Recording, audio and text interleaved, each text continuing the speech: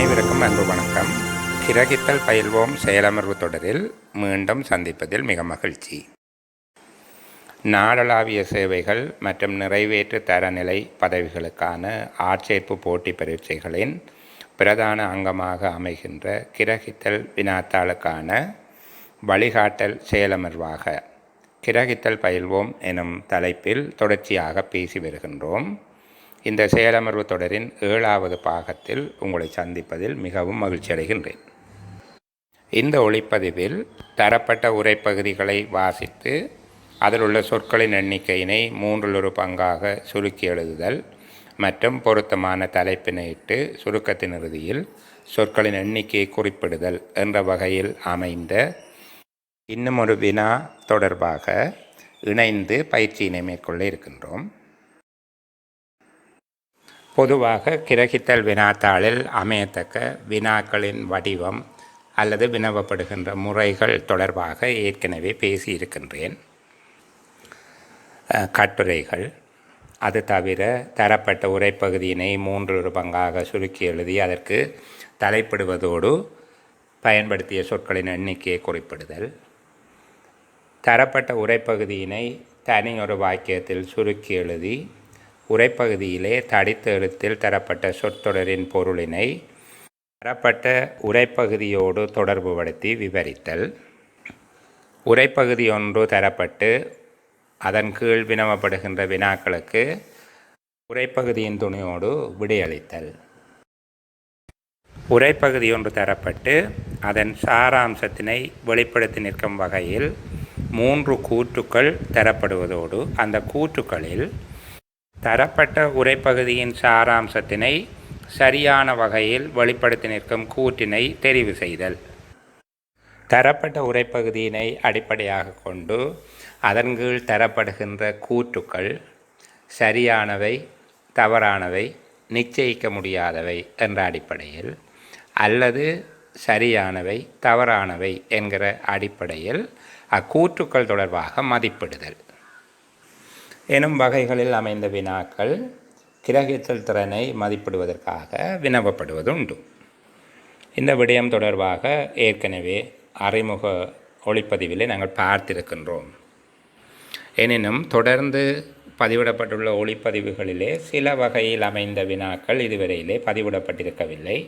எனவே அது தொடர்பாக உங்களிடம் இருக்கக்கூடிய வினாக்கள் அல்லது ஆர்வங்கள் தொடர்பாக பதிலளிக்க வேண்டும் என்று விரும்புகிறேன். இங்கு ஒளிப்பதிவுகள் பதிவிடப்படும் போது 2 விதமான உத்திகள் கையாளப்படுகின்றது.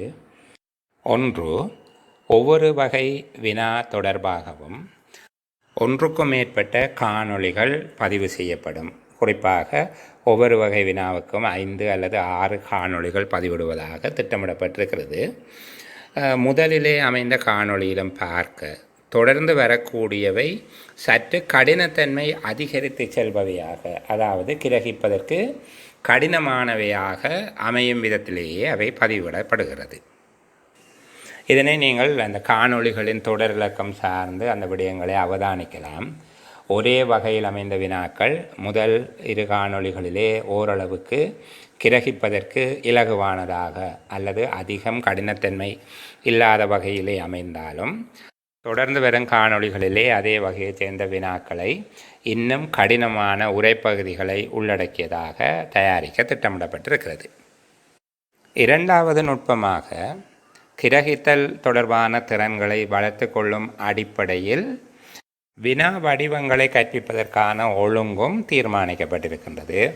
அந்த வகையிலே சாதாரணமாக ஒரு உரைப்பகுதியினை சுருக்கி 3 எழுதுதல், தரப்பட்ட உரைப்பகுதியினை தனியொரு வாக்கியமாக எழுதுதல் போன்ற பயிற்சிகளில் நீங்கள் நிறைவான தேர்ச்சி பெற்ற பின்பாக தரப்பட்ட உரைப்பகுதிகளை பயன்படுத்தி வினாக்களுக்கு விடையளித்தல் என்பதையும், அதன் பின்பாக உரைப்பகுதியினை தரப்பட்டு அதன் கீழாக தரப்படும் கூற்றுக்களை ஆம், இல்லை அல்லது ஆம், இல்லை, நிச்சயிக்க முடியாது என்ற வகையில் மதிப்பீடு செய்யும் வகையிலான வினாக்களையும் ஒளிப்பதிவு செய்து பதிவிடுவதற்கு திட்டமிடப்பட்டிருக்கின்றது.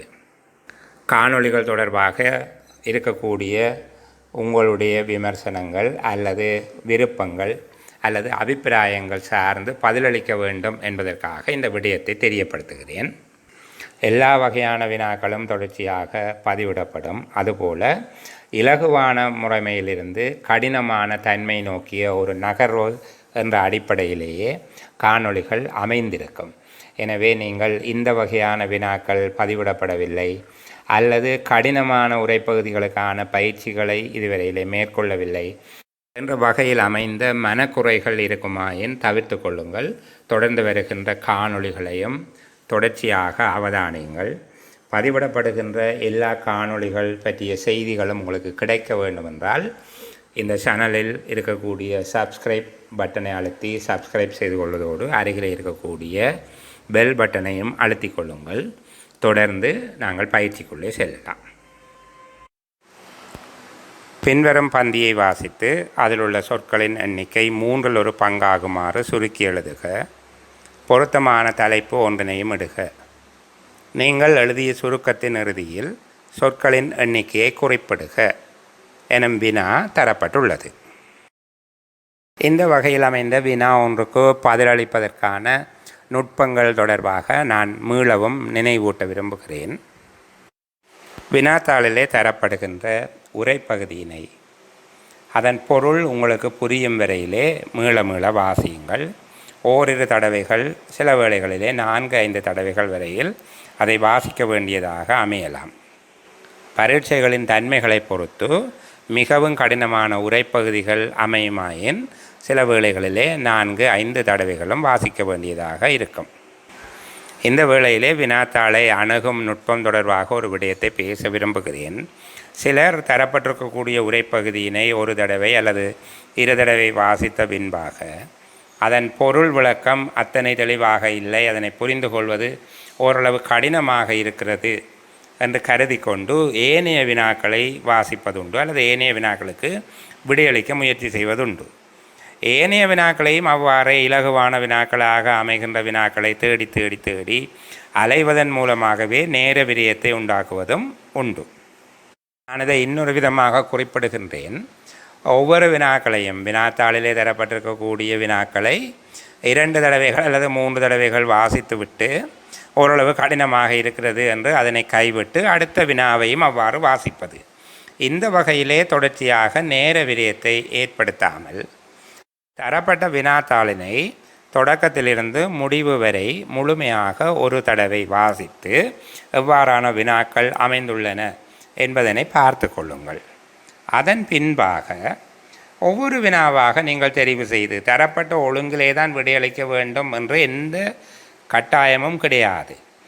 தரப்பட்ட ஒழுங்கில் விடையளிக்காமல் உங்களுக்கு பொருத்தமான வகையிலே வினாக்களை தெரிவு செய்து கொள்ளுங்கள்.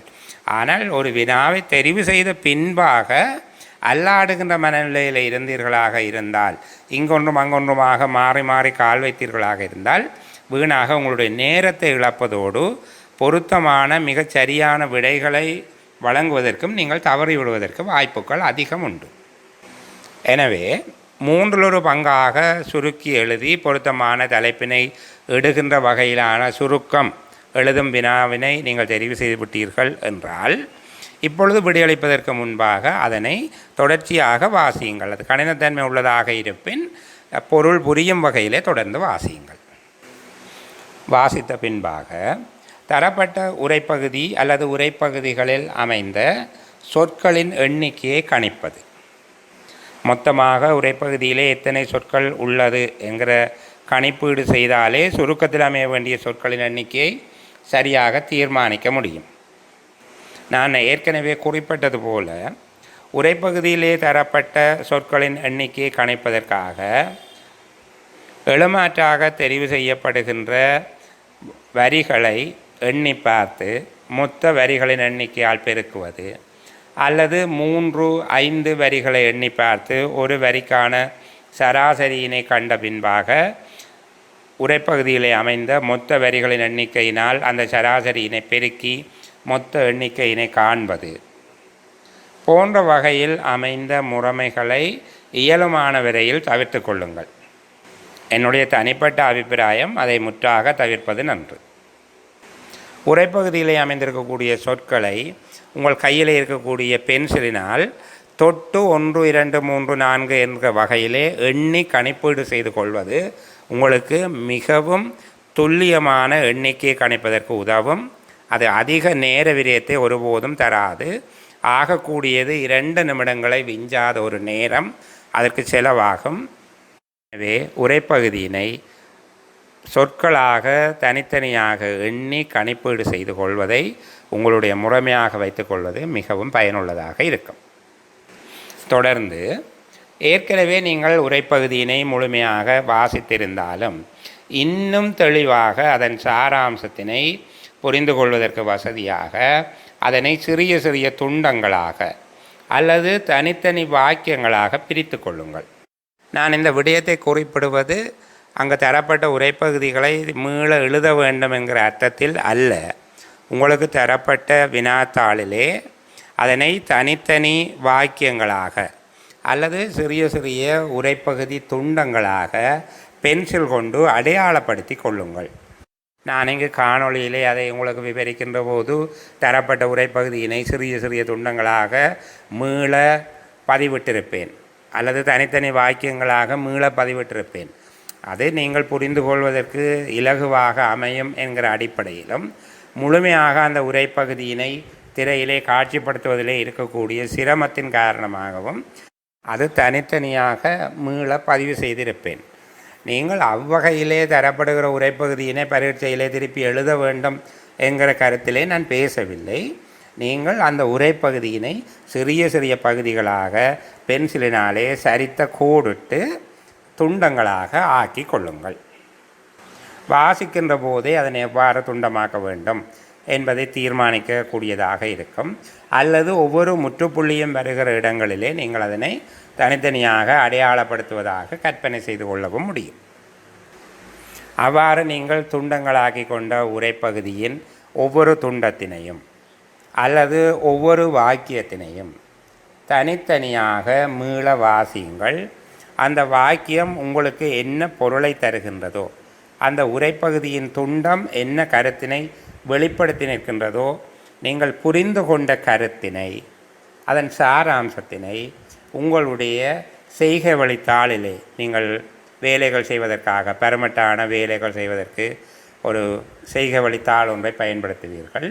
அவ்வாறு பயன்படுத்துகிற தாள் ஒன்றிலே அதனை நீங்கள் குறித்து கொள்ளுங்கள். துண்டங்களாக்கப்பட்ட உரைப்பகுதியின் அல்லது வாக்கியங்களின் சாராம்சத்தினை ஒன்றன் கீழ் ஒன்றாக அந்த செய்கை வழித்தாளிலே நீங்கள் தொடர்ச்சியாக எழுதி கொள்ளுங்கள். அவ்வாறு எழுதி கொண்ட வாக்கியங்கள் அதாவது சாராம்சங்களினுடைய தொகுப்பினை நீங்கள் இப்பொழுது வாசித்து பார்ப்பீர்கள். அவ்வாறு வாசித்து பார்க்கின்ற போது ஒரு பருமட்டான சுருக்கம் அவங்களிடம் அமைந்திருக்கிறது. தரப்பட்ட உரைப்பகுதிக்கான ஒழுங்குபடுத்தப்படாத ஒரு சாராம்சத்தினை நீங்கள் இப்பொழுது வரைந்திருக்கிறீர்கள். தொடர்ந்து அவ்வாறு நீங்கள் வரைந்து வைத்திருக்கின்ற பருமட்டான சுருக்கத்தினை நன்றாக வாசித்து பாருங்கள். அப்படி வாசிக்கின்ற போது அவற்றுக்கு இடையிலே ஒரு தொடர்பு தன்மை, ஒரு சரியான வசன ஓட்டம் அமைந்திருக்கின்றதா என்பதை சரிபார்த்து கொள்ளுங்கள். அவ்வாறு அமையாத சந்தர்ப்பங்களிலே சில இணைப்பு சொற்களை இடுவதன் மூலமாக அவற்றினை நீங்கள் இணைக்க வேண்டியதாக இருக்கும்.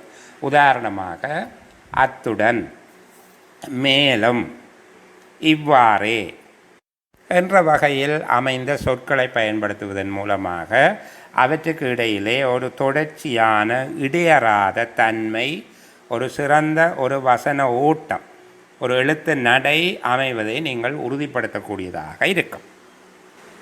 அவ்வாறு இடப்பட வேண்டிய சொற்களை நீங்கள் அவற்றுக்கு இடையிலே குறித்து கொள்ளுங்கள். அந்த வாக்கியங்களுக்கு இடையிலே இந்த சொற்களை இட வேண்டியிருக்கிறது என்றால் அவற்றை குறித்து கொள்ளுங்கள். அதனோடு அமையக்கூடிய இலக்கண வழுக்கள் பார்த்து சீராக்கம் செய்து கொள்ளுங்கள். எழுவாய், பயனிலை என்பன ஒரே விதமான எண், பால், திணை, காலம் என்பவற்றில் அமைந்திருக்கிறதா என்பதை சரிபார்த்து கொள்ளுங்கள். இவ்வாறு சரிபார்க்கப்பட்ட பருமட்டான சுருக்கத்தினுடைய சொற்களை இப்பொழுது கணிப்பீடு செய்ய வேண்டும்.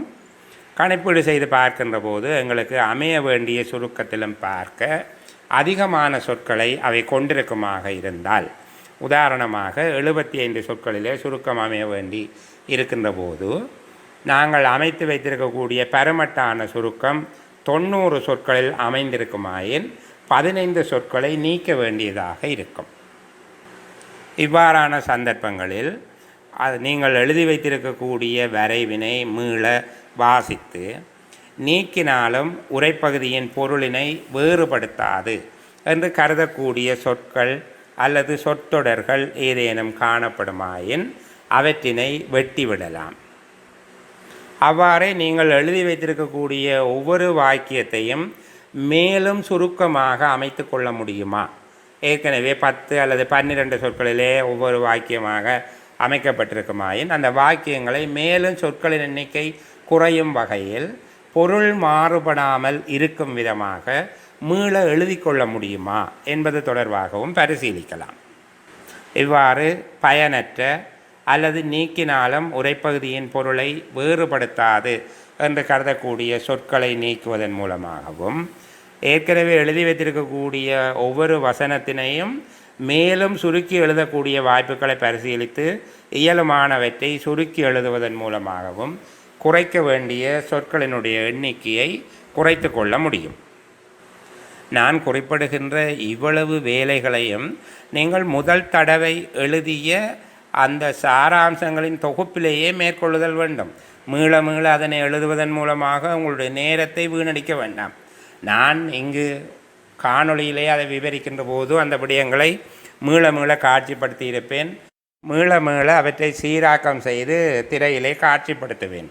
இந்த வகையிலே நீங்கள் பரீட்சையிலே பயன்படுத்த முடியாது. நான் இங்கு நீங்கள் புரிந்து கொள்வதற்கு வசதியாக அவ்வாறு செய்கிறேன். இப்பொழுது இலக்கண வழுக்கள், பயனற்ற சொற்கள் என்பவை நீக்கப்பட்டு எழுதப்பட்ட சில வாக்கியங்கள் மேலும் சொற்கள் சிக்கனமாக அமையும் வகையிலே சீராக்கம் செய்யப்பட்டு உருவாக்கப்பட்ட ஒரு சுருக்கம் உங்களுடைய கையிலே இருக்கிறது. ஆனால் அது செய்க வழித்தாளில் இருக்கிறது. அந்த சுருக்கத்தினை மீள ஒரு தடவை வாசித்து கொள்ளுங்கள். வாசிக்கின்ற போது அதற்கு பொருத்தமான ஒரு தலைப்பு உங்களிடம் தோன்றியிருக்கும். ஏற்கனவே நீங்கள் செய்கின்ற அந்த வேலைகளிலே நீங்கள் ஏற்கனவே தொடர்ச்சியாக கடந்து வந்திருக்கக்கூடிய படிமுறைகளின் போதே அதற்கான தலைப்பு அல்லது பேசப்படுகின்ற விடயம் என்ன என்பது தொடர்பான புரிதல் உங்களிடம் இருக்கும். இப்பொழுது நான் வாசிக்க சொல்வது உங்களை தாண்டியும் அங்கு இருக்கக்கூடிய இலக்கண வழுக்கள், சொற்பிழைகள், தவறுகள் போன்றவை காணப்படுமாக இருந்தால், வசன நடையிலே ஒரு தொடர்ச்சி தன்மை இல்லாமல் முறிவடையின் தன்மை காணப்படுமாக இருந்தால் அதனை ஒரு தடவை செவ்வை பார்த்து சீர்படுத்தி கொண்ட பின்பாக சுருக்கத்தின் தலைப்பினையும் தீர்மானித்து கொண்டு நீங்கள் விடைத்தாளிலே அதன் தலைப்பினை இட்டு உங்களுடைய சுருக்கத்தினை மீள தெளிவான வாசிக்கத்தக்க கையெழுத்திலே பிரதி செய்து கொள்ளுங்கள். இந்த விடயங்களை அடிப்படையாக கொண்டு தொடர்ச்சியாக உங்களுக்கு ஒரு உரைப்பகுதி காட்சிப்படுத்தப்படுகின்றது. வினாவில் தரப்பட்ட உரைப்பகுதி 4 துண்டங்களாக திரையிலே காட்சிப்படுத்தப்படும். அவற்றினை குறித்து கொள்ளுங்கள் அல்லது எழுதி கொள்ளுங்கள் பயிற்சிக்காக.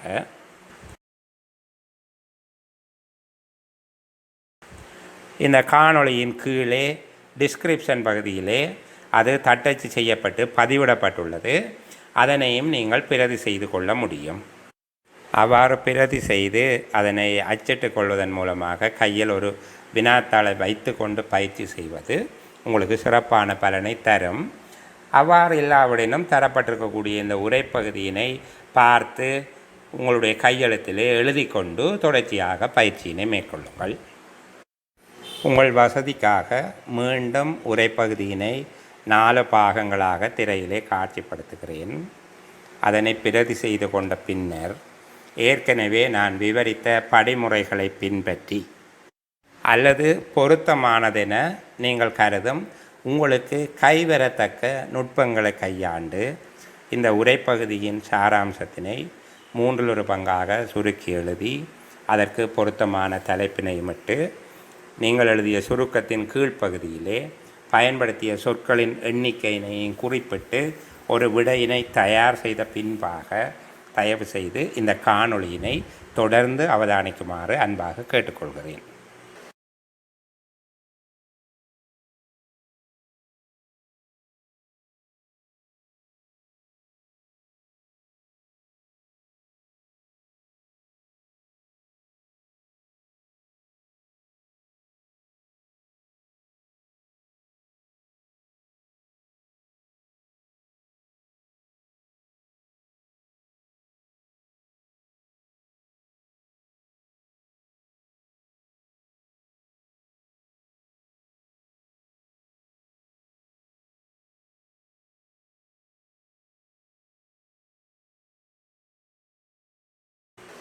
நீங்கள் அதிகம் பயன்பெற வேண்டும், சிறந்த தேர்ச்சிகளை பெற்றுக்கொள்ள வேண்டும் என்கிற அடிப்படையிலேயே இந்த வேண்டுகோளை உங்களிடம் முன்வைக்கின்றேன்.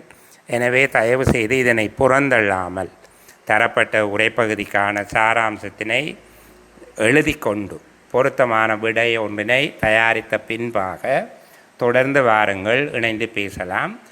இவ்வளவோடு காணொளியினை இடைநிறுத்தி வைத்து கொண்டு உங்களுடைய விடைகளை எழுதிவிட்டு வாருங்கள். நன்றி. விடைகளை தயாரித்து கொண்டு மீண்டும் காணொளியினை பார்க்கக்கூடிய உங்கள் அனைவருக்கும் என்னுடைய மனப்பூர்வமான நன்றிகள். நீங்கள் தொடர்ந்து கலந்துரையாடலாம். உரைப்பகுதியின் பொருள் புரியும் வரையில் தரப்பட்ட உரைப்பகுதியினை இணைந்து ஒரு தடவை வாசிக்கலாம். நாட்டின் உணவு பாதுகாப்பு பிரச்சினைகள் சாத்தியமான எதிர்கால அதிர்வுகளை எதிர்கொள்ளும் வகையில் உணவு பாதுகாப்பை உறுதி செய்வதற்கான குறுங்காலம் மற்றும் நீண்டகால உபாயங்களை கொண்ட ஒரு முழுமையான கொள்கை அணுகுமுறையுடன் தீர்க்கப்பட வேண்டும். வேளாண்மை துறையில் உற்பத்தி திறன் மட்டத்தினை மேம்படுத்தும் அதே வேளையில் தீவிரமான நிகழ்வுகளின் போதும் கூட உணவு அணுகுவழியை ஆதரிக்கும் வகையில் குறிப்பாக டிஜிட்டல் தளங்கள் மற்றும் வறுமையான நபர்களை இலக்கிடும் வீட்டு விநியோக முறைகள் போன்ற நவீன தொழில்நுட்ப முறைமைகளினூடாக சந்தைப்படுத்தல் மற்றும் விநியோக முறைமைகளை மேம்படுத்துவதிலும் கொள்கை ரீதியாக கவனம் செலுத்துதல் வேண்டும்.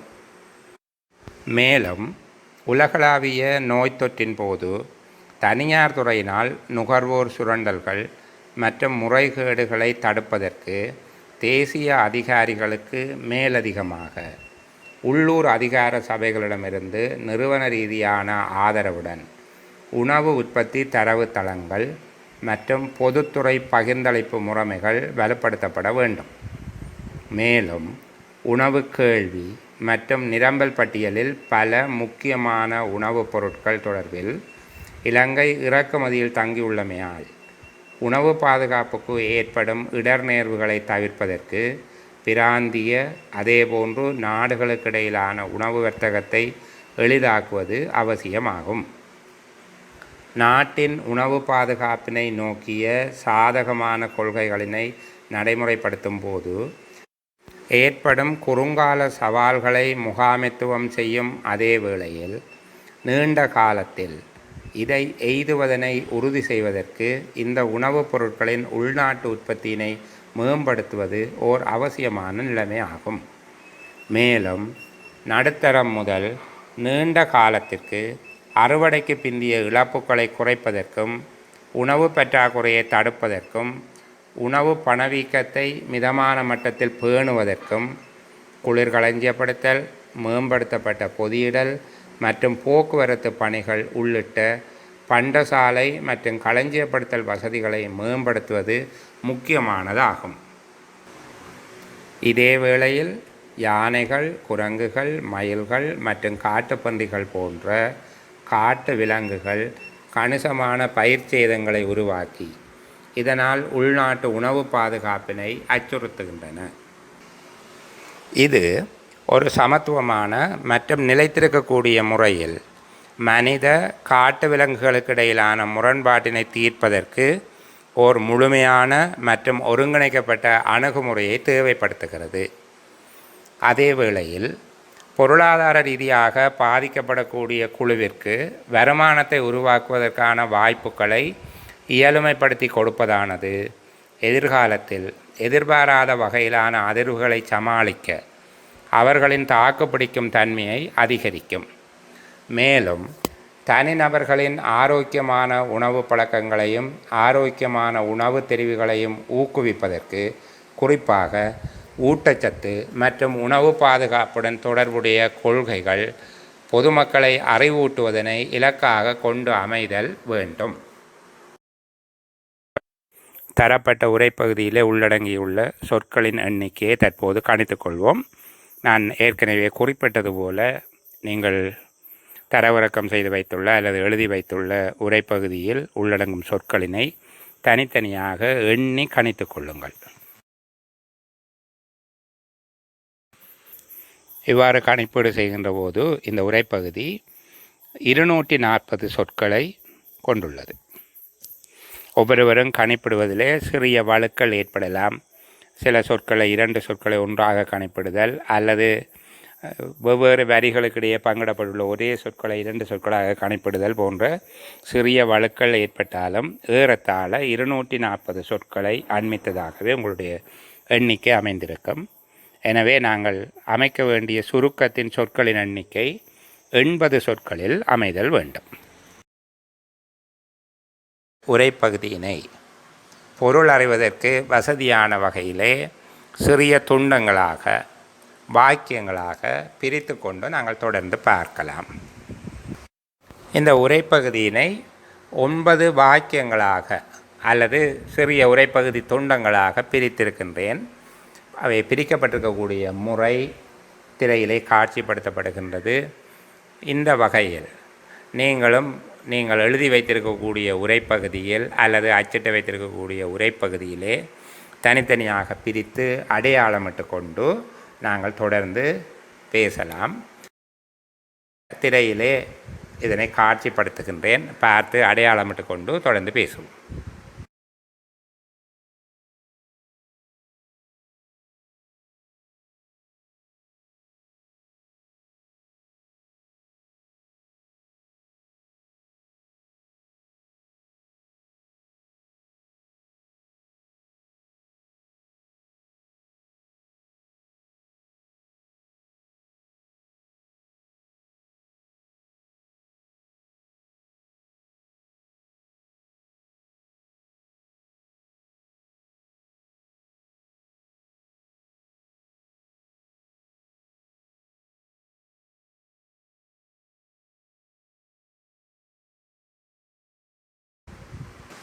இப்பொழுது நாங்கள் சிறிய கூறுகளாக்கி வைத்திருக்கக்கூடிய உரைப்பகுதியின் ஒவ்வொரு கூறினதும் சாராம்சத்தினை எங்களுடைய செய்கை வழித்தாளிலே குறித்து கொள்வோம்.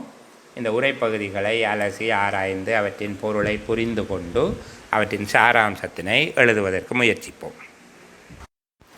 முதலாவது பகுதி, நாட்டின் உணவு பாதுகாப்பு பிரச்சனைகள் சாத்தியமான எதிர்கால அதிர்வுகளை எதிர்கொள்ளும் வகையில் உணவு பாதுகாப்பை உறுதி செய்வதற்கான குறுங்காலம் முதல் நீண்டகால உபாயங்களை கொண்ட ஒரு முழுமையான கொள்கை அணுகுமுறையுடன் தீர்க்கப்பட வேண்டும்.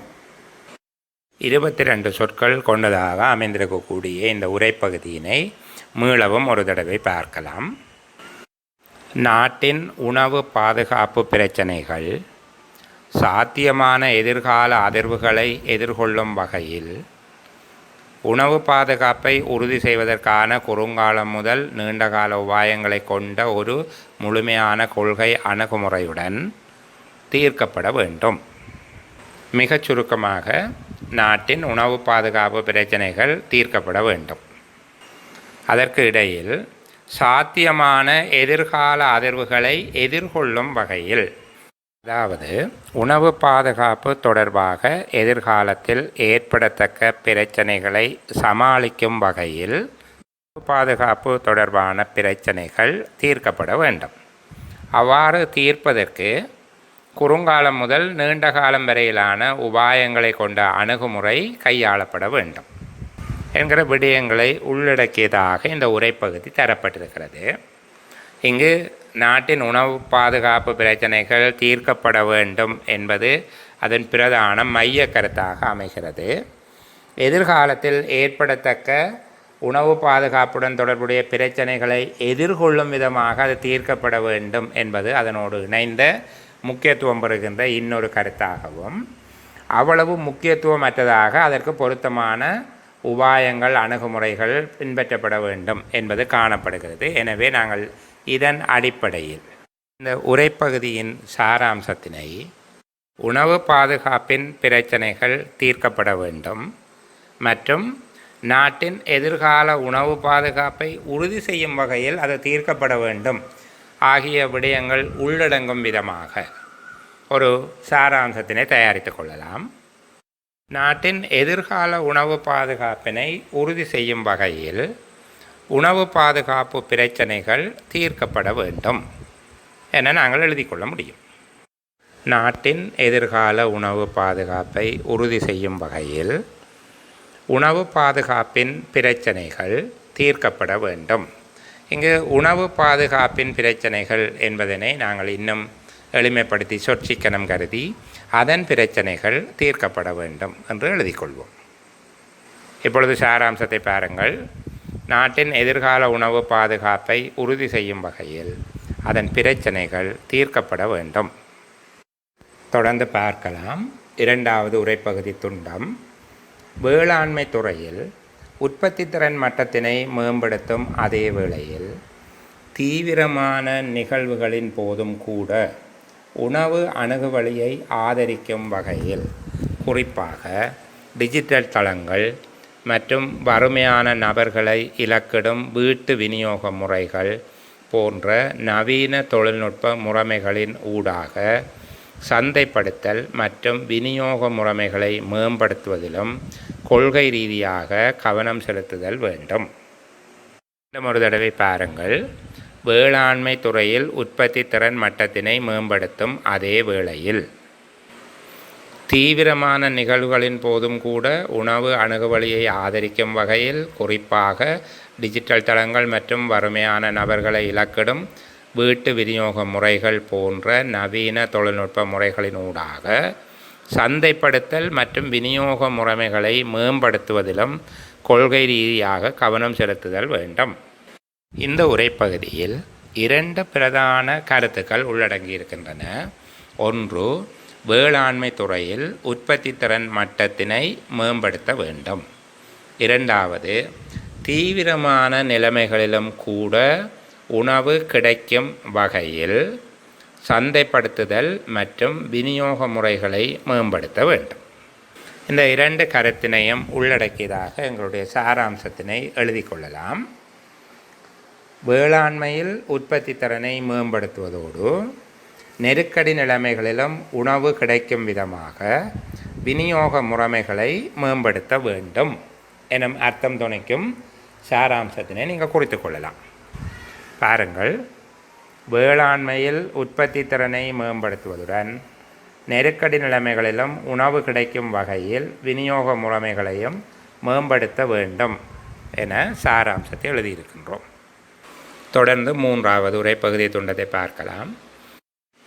மேலும் உலகளாவிய நோய் தொற்றின் போது தனியார் துறையினால் நுகர்வோர் சுரண்டல்கள் மற்றும் முறைகேடுகளை தடுப்பதற்கு தேசிய அதிகாரிகளுக்கு மேலதிகமாக உள்ளூர் அதிகார சபைகளிடமிருந்து நிறுவன ரீதியான ஆதரவுடன் உணவு உற்பத்தி தரவு தளங்கள் மற்றும் பொதுத்துறை பகிர்ந்தளிப்பு முறைகள் வலுப்படுத்தப்பட வேண்டும். இங்கு உலகளாவிய நோய் தொற்றின் போது என ஒரு உதாரணமாக குறிப்பீடு செய்யப்பட்டிருக்கிறது. ஒரு நெருக்கடி நிலைமைகளின் போது என நாங்கள் அதை கருதி கொள்ள முடியும். எனவே நெருக்கடியான சந்தர்ப்பங்களின் போது தனியார் துறையினால் நுகர்வோர் சுரண்டப்படாமல் இருப்பதற்கு அல்லது தனியார் மேற்கொள்ளக்கூடிய முறைகேடுகளை தடுப்பதற்கு எவ்வாறான நடவடிக்கைகள் மேற்கொள்ள வேண்டும் என குறிப்பிடப்பட்டுள்ளது. தேசிய அதிகாரிகளுக்கு மேலதிகமாக உள்ளூர் அதிகார சபைகளிடமிருந்தும் நிறுவன ரீதியான ஆதரவுடன் உணவு உற்பத்தி தரவு தளங்கள் மற்றும் பொதுத்துறை பகிர்ந்தளிப்பு முறைகள் வலுப்படுத்தப்பட வேண்டும். இங்கு கூறப்படுகின்ற இந்த சொற்றொடர்களை புரிந்து கொள்வதற்கு முயற்சிப்போம். உணவு உற்பத்தி தரவு தளங்கள், இது சந்தை நிலவரங்கள் அல்லது சந்தை விலைகளை காட்டும் விவரங்களை வெளிப்படுத்துதல். சில புதின பத்திரிகைகளிலே நாளாந்தம் மரக்கறிகளின் விலைகள் வெளியீடு செய்யப்படுவது போன்ற ஒரு முறைமை. உணவு உற்பத்தி தரவு தளங்கள் என்பதனுடைய அர்த்தம் அவற்றின் விலை மட்டங்கள், கிடைக்கும் இடங்கள் தொடர்பான விவரங்களை வெளிப்படுத்த வேண்டும். அதுபோல் பொதுத்துறை பகிர்ந்தளிப்பு முறைகள், கடந்த காலங்களிலே கூட்டுறவு சங்கங்கள் போன்ற பொருத்தமான பங்கீட்டு முறைகளையும் பின்பற்ற வேண்டும். ஏன் அவ்வாறு பின்பற்ற வேண்டும் என்று குறிப்பிடுகிறார்? நெருக்கடி நிலைமைகளின் போது தனியார் துறையினாலே ஏற்படுத்தப்படக்கூடிய சுரண்டல்கள், முறைகேடுகளை தடுப்பதற்கு எல்லா மட்டங்களிலும், தேசிய மட்டங்களிலேயும் உள்ளூர் மட்டத்திலேயும் நாடு முழுவதற்குமான ஒரு திட்டம். அதுபோல் அது உள்ளூர் மட்டங்களில் நடைமுறைப்படுத்தப்படுவதற்கு உள்ளூர் அதிகார சபைகளிடமிருந்து அவற்றின் ஆதரவை பெற்று நடைமுறைப்படுத்த வேண்டும் என்ற அர்த்தம்பட இந்த உரைப்பகுதியை நாங்கள் புரிந்து கொள்கிறோம். எனவே நெருக்கடியான நிலைமைகளில் சுரண்டல்கள் மற்றும் முறைகேடுகளை தடுப்பதற்கு எல்லா மட்டங்களிலேயும் பொருத்தமான தகவல்களை வழங்குவதோடு பொருத்தமான பங்கீட்டு முறைகளையும் நடைமுறைப்படுத்த வேண்டும் என நாங்கள் இதன் சாராம்சத்தை கருதி கொள்ளலாம். அதன் சாராம்சத்தினை இவ்வாறு எழுதுகின்றோம். நெருக்கடி நிலைமைகளில் சுரண்டல்கள், முறைகேடுகளை தடுப்பதற்கு எல்லா மட்டங்களிலும் தகவல் அளித்தல், பங்கீட்டு முறைகளை வலுப்படுத்த வேண்டும். தொடர்ந்து மேலும் உணவு கேள்வி மற்றும் நிரம்பல் பட்டியலில் பல முக்கியமான உணவுப் பொருட்கள் தொடர்பில் இலங்கை இறக்குமதியில் தங்கியுள்ளமையால் உணவு பாதுகாப்புக்கு ஏற்படும் இடர்நேர்வுகளை தவிர்ப்பதற்கு பிராந்திய அதேபோன்று நாடுகளுக்கு இடையிலான உணவு வர்த்தகத்தை எளிதாக்குவது அவசியமாகும். இலங்கை பல உணவுப் பொருட்களுக்கு இறக்குமதியில் தங்கியிருக்கிறது. எனவே இறக்குமதி தொடர்பாக ஏதேனும் இடர்கள் ஏற்படுகின்ற போது உணவு பாதுகாப்பு பாதிக்கப்படும். அதனால் அவ்வாறான இடர்கள் நேர்கின்ற போது அதனை தவிர்ப்பதற்கு பிராந்திய நாடுகளுக்கு இடையில் உணவு வர்த்தகத்தை எளிதாக்க வேண்டும் என இந்த உரைப்பகுதி பேசுகிறது. எனவே உணவு இறக்குமதியினால் அல்லது உணவு இறக்குமதியில் ஏற்படக்கூடிய இடர்நேர்வுகளை தவிர்ப்பதற்கு பிராந்திய நாடுகளுக்கு இடையிலான வர்த்தகம் எளிமையாக்கப்பட வேண்டும் என சாராம்சத்தை எழுத முடியும். உணவு இறக்குமதி இடர்நேர்வுகளை தவிர்ப்பதற்கு பிராந்திய வர்த்தகத்தை எளிதாக்க வேண்டும் என சாராம்சம் எழுதியிருக்கிறோம். நாட்டின் உணவு பாதுகாப்பினை நோக்கிய சாதகமான கொள்கைகளினை நடைமுறைப்படுத்தும் போது ஏற்படும் குறுங்கால சவால்களை முகாமைத்துவம் செய்யும் அதே வேளையில் நீண்ட காலத்தில் இதை எய்துவதனை உறுதி செய்வதற்கு இந்த உணவுப் பொருட்களின் உள்நாட்டு உற்பத்தியினை மேம்படுத்துவது ஓர் அவசியமான நிலைமை ஆகும். உரைப்பகுதியில் இதற்கு முன்பாக இறக்குமதியில் தங்கியிருப்பதனால் ஏற்படக்கூடிய இடர்கள், அதனை எதிர்கொள்வதற்கான நுட்பம் தொடர்பாக பேசிய பின்பாக இந்த வசனம் அல்லது இந்த வாக்கிய தொடர் வருகின்றது. அதனை கருத்தில் கொண்டு நாங்கள் இதனை வாசிக்க வேண்டும். நாட்டின் உணவு பாதுகாப்பினை நோக்கிய சாதகமான கொள்கைகளை நடைமுறைப்படுத்தும் போது ஏற்படும் குறுங்கால சவால்களை முகாமைத்துவம் செய்யும் அதே வேளையில் நீண்ட காலத்தில் இதை எய்துவதனை உறுதி செய்வதற்கு இந்த உணவுப் பொருட்களின் உள்நாட்டு உற்பத்தியினை மேம்படுத்துவது ஓர் அவசியமான நிலைமை ஆகும். இதனுடைய அர்த்தம் குறுங்கால சவால்களை முகாமைத்துவம் செய்தல், அதாவது உணவு பாதுகாப்பு தொடர்பாக ஏற்படக்கூடிய குறுங்கால சவால்கள், குறுங்கால பற்றாக்குறைகள் போன்றவற்றுக்கு நாங்கள் இறக்குமதி போன்றவற்றில் தங்கியிருந்தாலும் நீண்ட காலத்தில் இதை எய்துவதனை உறுதிப்படுத்துவதற்கு, எதை எய்துவதனை, உணவு பாதுகாப்பினை எய்துவதனை உறுதி செய்வதற்கு இந்த உணவுப் பொருட்கள் உள்நாட்டில் உற்பத்தி செய்யப்படுதல் வேண்டும் என இந்த உரைப்பகுதி பேசுகிறது. எனவே நீண்ட காலத்திற்கு உணவு பாதுகாப்பை உறுதி செய்ய வேண்டுமாக இருந்தால் உள்நாட்டு உணவு உற்பத்தியினை மேம்படுத்த வேண்டும் என உரைப்பகுதியின் சாராம்சம் அமைகிறது. அதனை இவ்வாறு எழுதி கொள்வோம்.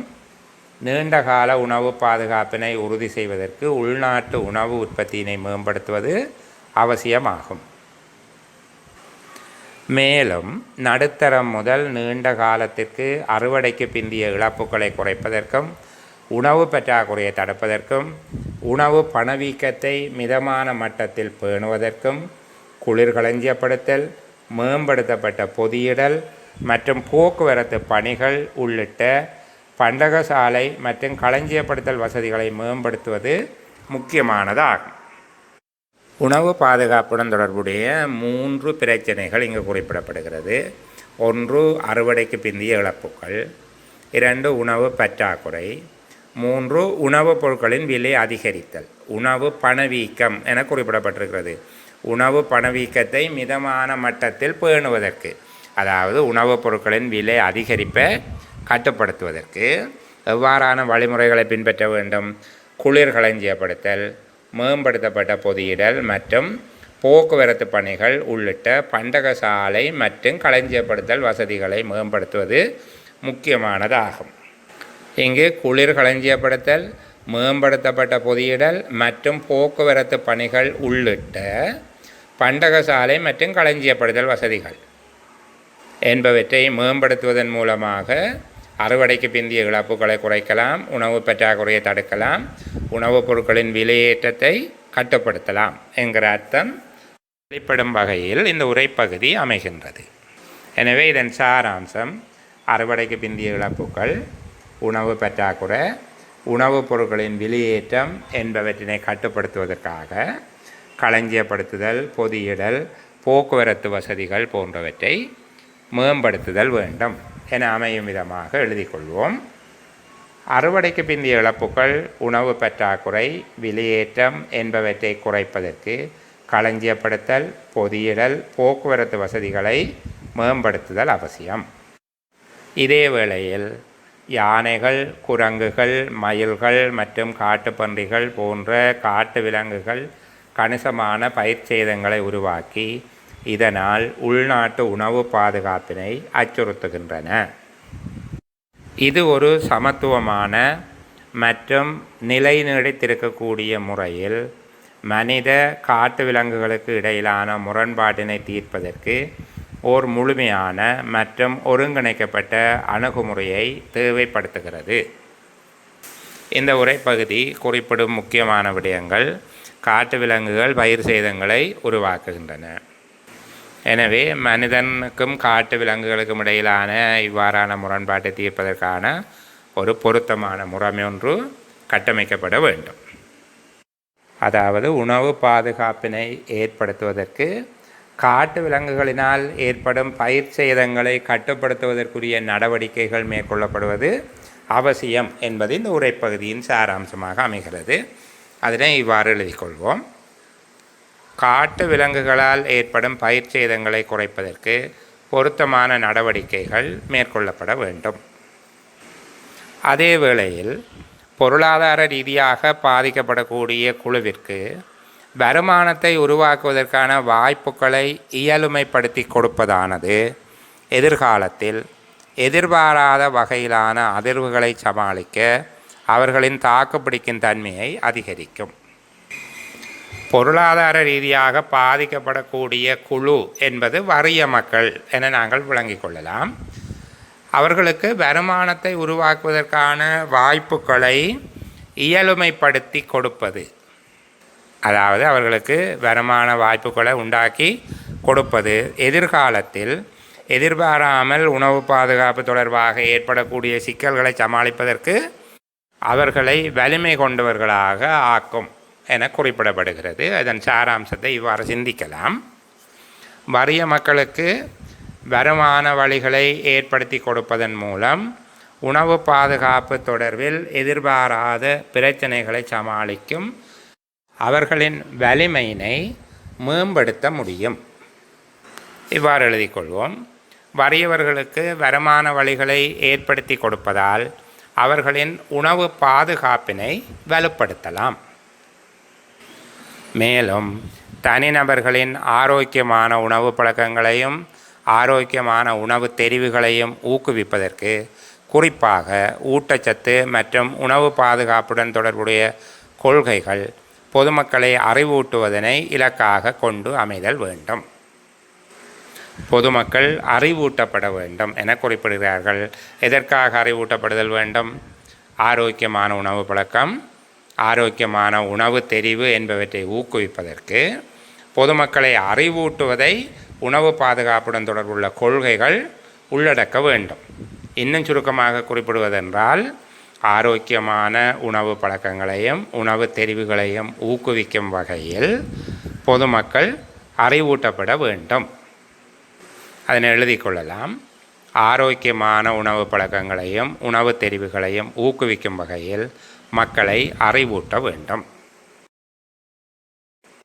இவ்வாறு துண்டங்களாக்கப்பட்ட உரைப்பகுதி அல்லது வாக்கியங்களின் சாராம்சங்களை சிறு சிறு குறிப்புகளாக எங்களுடைய செய்க வழித்தாளிலே எழுதி வைத்திருக்கின்றோம். அவ்வாறு எழுதி வைத்திருப்பவற்றை ஒரே பார்வையிலே மீள ஒரு தடவை பார்ப்போம். காட்சிப்படுத்துவதற்கு வசதியாக அதனை 2 பாகங்களாக பிரித்து காட்சிப்படுத்தி இருக்கிறேன். எனினும் நீங்கள் ஒரே தாளில் இந்த விடயங்களை குறித்து வைத்திருப்பீர்கள். வாசிக்கலாம். நாட்டின் எதிர்கால உணவு பாதுகாப்பை உறுதி செய்யும் வகையில் அதன் பிரச்சனைகள் தீர்க்கப்பட வேண்டும். வேளாண்மை துறையில் உற்பத்தி திறனை மேம்படுத்துவதுடன் நெருக்கடி நிலைமைகளிலும் உணவு கிடைக்கும் வகையில் விநியோக முறைமைகளையும் மேம்படுத்த வேண்டும். நெருக்கடி நிலைமைகளில் சுரண்டல்கள் முறைகேடுகளை தடுப்பதற்கு எல்லா மட்டங்களிலும் தகவல் அளித்தல் பங்கீட்டு முறைகளை வலுப்படுத்த வேண்டும். உணவு இறக்குமதி இடர்நேர்வுகளை தவிர்ப்பதற்கு பிராந்திய வர்த்தகத்தை எளிதாக்க வேண்டும். நீண்டகால உணவு பாதுகாப்பினை உறுதி செய்வதற்கு உள்நாட்டு உணவு உற்பத்தியினை மேம்படுத்துவது அவசியமாகும். அறுவடைக்கு பிந்திய இழப்புக்கள், உணவு பற்றாக்குறை, வெளியேற்றம் என்பவற்றை குறைப்பதற்கு களஞ்சியப்படுத்தல், பொதியிடல், போக்குவரத்து வசதிகளை மேம்படுத்தல் அவசியம். காட்டு விலங்குகளால் ஏற்படும் பயிர் சேதங்களை குறைப்பதற்கு பொருத்தமான நடவடிக்கைகள் மேற்கொள்ளப்பட வேண்டும். வறியவர்களுக்கு வருமான வழிகளை ஏற்படுத்தி கொடுப்பதால் அவர்களின் உணவு பாதுகாப்பினை வலுப்படுத்தலாம். ஆரோக்கியமான உணவு பழக்கங்களையும் உணவு தெரிவுகளையும் ஊக்குவிக்கும் வகையில் மக்களை அறிவூட்ட வேண்டும் என 93 சொற்களில் அமைந்த ஒரு சாராம்ச தொகுப்பு எங்களிடம் தற்பொழுது இருக்கிறது. வினாவில் தரப்பட்ட உரைப்பகுதியினை ஏற்கனவே வாசித்து அதனுடைய சொற்களை எண்ணி கணிப்பீடு செய்து வைத்திருக்கின்றோம். 240 சொற்கள், ஏறத்தாழ 240 சொற்கள். 1-2 சொற்கள் கூடுதலாக அல்லது குறைவாக கணிப்பீடுகளிலே சிறு வழுக்கள் ஏற்படுவதற்கு வாய்ப்பிருந்தாலும் 240 சொற்களை கொண்ட ஒரு உரைப்பகுதியாக அதனை ஏற்கனவே நாங்கள் கணிப்பீடு செய்து வைத்திருக்கின்றோம். எனவே எங்களுடைய சுருக்கம் 80 சொற்களில் அமைதல் வேண்டும். தற்பொழுது எங்களால் தயாரிக்கப்பட்ட பரமட்டான வரைவு சுருக்கம் 93 சொற்களை கொண்டதாக அமைந்திருக்கின்றது. எனவே 13 சொற்களை குறைக்கும் வகையிலும் காணப்படக்கூடிய இலக்கண வழுக்கள், வாக்கிய அமைப்புகளின் வழுக்கள், வாக்கிய அமைப்புகளில் காணப்படுகின்ற முறிவு அல்லது தொடர்ச்சியற்ற தன்மையை சீராக்குதல் போன்ற நோக்கங்களுக்காக எங்களுடைய சுருக்க குறிப்புகளை மீள ஒரு தடவை செம்மையாக்கம் செய்து அவற்றின் சொற்களின் எண்ணிக்கை பொருந்தி வரும் வகையிலும் இலக்கண வழக்களை திருத்திக் கொள்ளும் வகையிலும் அந்த உரைப்பகுதியினை நாங்கள் செம்மைப்படுத்திக் கொள்வோம். நாட்டின் எதிர்கால உணவு பாதுகாப்பை உறுதி செய்யும் வகையில் அதன் பிரச்சனைகள் தீர்க்கப்பட வேண்டும். வேளாண்மையில் உற்பத்தி திறனை மேம்படுத்துவதுடன் நெருக்கடி நிலைமைகளிலும் உணவு கிடைக்கும் வகையில் விநியோக முறைமைகளையும் மேம்படுத்த வேண்டும். வேளாண்மையில் உற்பத்தி திறனை மேம்படுத்துவதுடன் நெருக்கடி நிலைமைகளிலும் உணவு கிடைக்கும் வகையில் விநியோக முறைமைகளையும் மேம்படுத்த வேண்டும் என 12 சொற்களில் அமைந்த வாக்கியத்தினை மேலும் சொற்சிக்கனம் அமையும் வகையில் பொருள் மாறுபடாமல் திருத்திக் கொள்ளக்கூடியதாக இருக்கின்றது. இங்கு சிவப்பு நிறத்திலே தரப்பட்டிருக்கக்கூடிய சாராம்சத்தினை மீள திருத்தி மஞ்சள் நிறத்திலே அவற்றை அமைத்திருக்கின்றோம். பாருங்கள். வேளாண்மை உற்பத்தி திறனையும் உணவு விநியோக முறைமைகளையும் மேம்படுத்த வேண்டும். எனவே தொடக்கத்திலிருந்து மீள வாசிக்கின்றேன். நாட்டின் எதிர்கால உணவு பாதுகாப்பை உறுதி செய்யும் வகையில் அதன் பிரச்சனைகள் தீர்க்கப்பட வேண்டும். வேளாண்மை உற்பத்தி திறனையும் உணவு விநியோக முறைகளையும் மேம்படுத்த வேண்டும். தொடர்ந்து எழுதப்பட்ட வாக்கியம், நெருக்கடி நிலைமைகளில் சுரண்டல்கள் முறைகேடுகளை தடுப்பதற்கு எல்லா மட்டங்களிலும் தகவல் அளித்தல் பங்கீட்டு முறைகளை வலுப்படுத்த வேண்டும். இந்த வாக்கியத்தினையும் பொருள் திரிவுபடாத வகையில் சொற்களை நீக்குவதற்கு முயற்சி செய்திருக்கிறோம். நெருக்கடி நிலைமைகளில் என்பதனையும் எல்லா மட்டங்களிலும் என்ற சொற்களையும் எடுத்துவிட்டு மேலே உள்ள உரைப்பகுதியோடு பொருந்தும் வகையில் மேலும் என்ற சொல்லை சேர்த்து மேலும் சுரண்டல்கள் முறைகேடுகளை தடுப்பதற்கு தகவல் அளித்தல் பங்கீட்டு முறைகளை வலுப்படுத்த வேண்டும். அவ்வாறே உணவு இறக்குமதி என தரப்பட்டிருக்கின்ற இடத்தில் உணவு என்ற சொல்லை குறைக்கின்றோம் அல்லது நீக்கிவிடுகிறோம். இறக்குமதி இடர்நேர்வுகளை தவிர்ப்பதற்கு பிராந்திய வர்த்தகத்தை எளிதாக்க வேண்டும். நீண்டகால உணவு பாதுகாப்பினை உறுதி செய்வதற்கு உள்நாட்டு உணவு உற்பத்தியினை மேம்படுத்துவது அவசியமாகும். அங்கு உணவு என்ற சொல்லினை நீக்குவதன் மூலமாகவும் இதன் பொருள் வேறுபடாது என்பதனால் அதனை நீக்கின்றோம். நீண்டகால உணவு பாதுகாப்பை உறுதி செய்வதற்கு உள்நாட்டு உற்பத்தியினை மேம்படுத்துவது அவசியமாகும். அறுவடைக்கு பிந்திய இழப்புக்கள், உணவு பற்றாக்குறை, விலையேற்றம் என்பவற்றை குறைப்பதற்கு களஞ்சியப்படுத்தல், பொதியிடல், போக்குவரத்து வசதிகளை மேம்படுத்தல் அவசியம். காட்டு விலங்குகளால் ஏற்படும் பயிர் சேதங்களை குறைப்பதற்கு பொருத்தமான நடவடிக்கைகள் மேற்கொள்ளப்பட வேண்டும். இங்கும் பொருத்தமான என்ற சொல்லை நீக்குவதன் மூலமாகவும் பொருள் வேறுபாடு ஏற்படாது என்பதனால் அதனை நீக்கிவிட்டு காட்டு விலங்குகளால் ஏற்படும் பயிர் சேதங்களை குறைப்பதற்கு நடவடிக்கைகள் மேற்கொள்ளப்பட வேண்டும். வறியவர்களுக்கு வருமான வழிகளை ஏற்படுத்தி கொடுப்பதால் அவர்களின் உணவு பாதுகாப்பினை வலுப்படுத்தலாம். அத்துடன் ஆரோக்கியமான உணவு பழக்கங்களையும் உணவு தெரிவுகளையும் ஊக்குவிக்கும் வகையில் மக்களை அறிவூட்ட வேண்டும்.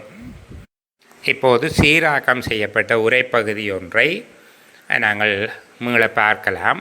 உங்களுடைய செய்கை வழித்தாளிலே ஆங்காங்கே வெட்டி சில சொற்களை நீக்கி சில சொற்களை சேர்த்து அவ்வாறு செய்யப்பட்ட ஒரு தாள் இருக்கும். நான் ஒளிப்பதிவுக்கு வசதியாக அதனை மீள தயாரித்து பதிவிட்டிருக்கிறேன். தயவு செய்து அவ்வாறு நீங்கள் மீள அதனை எழுதி கொள்ள வேண்டாம். ஏற்கனவே எழுதிய அந்த சுருக்க பொழிப்பு நான் குறிப்பிட்டது போல் அதிலே சேர்த்தல், நீக்குதல், மாற்றுதல் போன்றவற்றை நீங்கள் விளங்கிக் கொள்ள விதமாக உங்களுடைய கையெழுத்திலே அதனை குறித்திருப்பீர்கள். அந்த விடயங்களை உள்ளடக்கி தற்பொழுது அதனை முறைமையாக வாசித்து கொள்ளலாம். நாட்டின் எதிர்கால உணவு பாதுகாப்பை உறுதி செய்யும் வகையில் அதன் பிரச்சனைகள் தீர்க்கப்பட வேண்டும். வேளாண்மை உற்பத்தி திறனையும் உணவு விநியோக முறைமைகளையும் மேம்படுத்த வேண்டும். மேலும் சுரண்டல்கள் முறைகேடுகளை தடுப்பதற்கு தகவல் அளித்தல் பங்கீட்டு முறைகளை வலுப்படுத்த வேண்டும். இறக்குமதி இடர்நேர்வுகளை தவிர்ப்பதற்கு பிராந்திய வர்த்தகத்தை எளிதாக்க வேண்டும். நீண்டகால உணவு பாதுகாப்பினை உறுதி செய்வதற்கு உள்நாட்டு உற்பத்தியினை மேம்படுத்துவது அவசியமாகும். அறுவடைக்கு பிந்திய இழப்புக்கள், உணவு பற்றாக்குறை, விலையேற்றம் என்பவற்றை குறைப்பதற்கு களஞ்சியப்படுத்தல், பொதியிடல், போக்குவரத்து வசதிகளை மேம்படுத்தல் அவசியம். காட்டு விலங்குகளால் ஏற்படும் பயிர் சேதங்களை குறைப்பதற்கு நடவடிக்கைகள் மேற்கொள்ளப்பட வேண்டும்.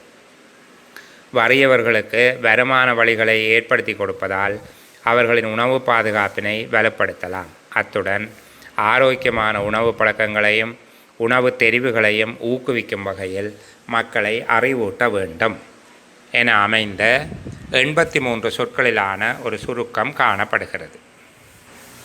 சொற்களின் வரையறை தொடர்பாக ஒரு விடயத்தை மீள ஞாபகப்படுத்துகிறேன். தயாரிக்கப்பட வேண்டிய சுருக்கத்தின் துல்லியமான எண்ணிக்கையிலிருந்து 5 சொற்கள் குறையலாம், ஆகக்கூடியது 5 சொற்கள் அதிகரிக்கலாம் அல்லது குறையலாம் எனும் விதமாக அந்த சுருக்கம் அமைய முடியும். எங்களுடைய சுருக்கம் தரப்பட்ட உரைப்பகுதியின் அடிப்படையில் 80 சொற்களில் அமைந்திருத்தல் வேண்டும். எனினும் 83 சொற்களில் அமைந்திருக்கிறது. இதனை ஒரு வலுவாக கருத மாட்டார்கள். இன்னும் ஒரு விடயம், நீங்கள் இடுகின்ற தலைப்பினை உங்களுடைய சுருக்கத்தின் சொற்களின் எண்ணிக்கையில் சேர்ப்பது கிடையாது. அது தனியாக அமைந்திருக்கும். எனவே தலைப்பு தவிர்ந்த உரைப்பகுதியில் அடங்குகின்ற சொற்களின் எண்ணிக்கையே சுருக்கத்தின் எண்ணிக்கையாக நீங்கள் கருதுதல் வேண்டும். இப்பொழுது தரப்பட்ட உரைப்பகுதி பல தடவை வாசித்து சீராக்கம் செய்ததன் அடிப்படையில் எங்களால் பொருத்தமான ஒரு தலைப்பினை தீர்மானிக்க முடியும். அவ்வாறே சாராம்சம் எத்தனை பந்திகளாக தயாரிக்கப்பட்டிருந்தாலும் அதனை ஒரே பந்தியாக விடைத்தாளிலே நீங்கள் எழுதுதல் வேண்டும். விடைத்தாளில் முதல் வரியிலே பொருத்தமான வகையிலே தலைப்பினை இட்டு தொடர்ந்து வருகின்ற வரிகளிலே அழகான சரியான கையெழுத்திலே அந்த தரப்பட்ட பகுதிக்குள் விடைத்தாளிலே கீறிட்டு தரப்பட்ட விடியளிப்பதற்கான பகுதிக்குள் அடங்கும் வகையிலே உங்களுடைய எழுத்தின் அளவினை சீர் செய்து கொண்டு அதனிலும் குறையாமலும் அதனை விஞ்சாமலும் பொருத்தமாக அமையும் வகையில் செம்மைப்படுத்தி அதனை எழுதி கொண்டு இறுதியிலே சொற்களினுடைய எண்ணிக்கையை குறிப்பிடுதல் வேண்டும். நான் ஏற்கனவே குறிப்பிட்டது போல சுருக்கம் 83 சொற்களை கொண்டிருக்கின்றது. எனவே சுருக்கத்தின் இறுதியிலே சுருக்கத்தில் அடங்கும் சொற்களின் எண்ணிக்கை 83 என குறிப்பிடுதல் வேண்டும். இந்த சுருக்கத்தின் எழுதலாம். இதற்கு பொருத்தமான தலைப்பு ஒன்றினை இதுவரையிலே நீங்கள் வாசித்ததன் அடிப்படையில் எதிர்கால உணவு பாதுகாப்பிற்காக மேற்கொள்ள வேண்டிய நடவடிக்கைகள் எனும் வகையில் இதே சொற்கள்லாம் அமைய வேண்டும் என்று கிடையாது. இந்த பொருள் அமைகின்ற வகையில் இங்கே உணவு பாதுகாப்பினை மேம்படுத்துவதற்கு மேற்கொள்ள வேண்டிய நடவடிக்கைகள், எதிர்காலத்தில் உணவு பாதுகாப்புக்காக முன்னெடுக்க வேண்டிய நடவடிக்கைகள் போன்ற வகையில் அமையும் ஒரு தலைப்பினை விட்டு அந்த சுருக்கத்தினை எழுதி கொள்ளுங்கள். நேரிலே பார்க்காமல் வெறும் ஒளிப்பதிவின் வழியாக கற்பித்தல் என்பதில் உள்ள மட்டுப்பாடுகளை மனதில் கொண்டு இந்த ஒளிப்பதிவினை பார்த்து பயன்பெறுமாறு அன்பாக வேண்டிக் கொள்கின்றேன். மீண்டும் ஒரு ஒளிப்பதிவிலே சந்திக்கும் வரை உங்களிடமிருந்து விடைபெறுகின்றேன். நன்றி.